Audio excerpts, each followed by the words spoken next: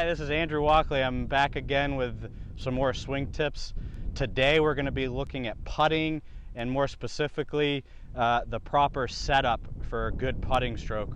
A lot of people come to us for putting lessons and we end up working on some of the simpler things, and we come to find out that these simple things like where I put the ball in my stance plays a pretty big role on how I'm going to strike that putt. So let's get right into it. And what I first want to show you is some of the things I don't want to see.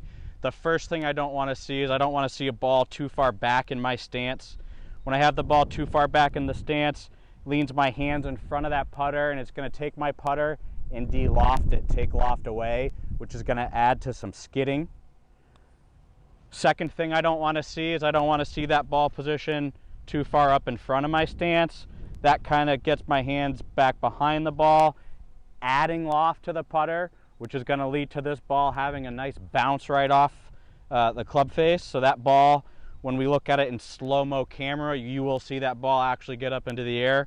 What we're looking for in a good putter stroke, I'm going to have that ball right in the middle of my stance, or actually slightly in front, about where I would play my 6-iron.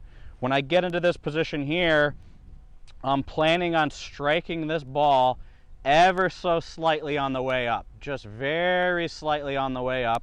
And when I do that, we're going to find a much truer roll. And when that ball is rolling along the ground, you're going to be more consistent and you're going to make more putts. So now let's go ahead and take a look at what these all look like on slow motion video, so we can begin to understand a little bit better why it's important to have proper ball position in a putter setup.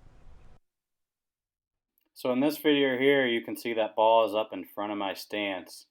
And what you're going to begin to see as my putter comes into the golf ball, I'm going to be striking it on the way up, and I'm not going to get a true roll. You can see it bouncing along there. You also see my right wrist bend and flip through impact. This one here, my ball position's too far back, and you're going to see that I'm actually going to strike this ball in the downward blow. And you can see the skidding and rotating that ball is doing. It's not only, it's spinning side to side. Here, when that ball is in the correct part of my stance, slightly in front of center, you're going to notice this ball take a much smoother roll, and kind of you see it rolling end over end.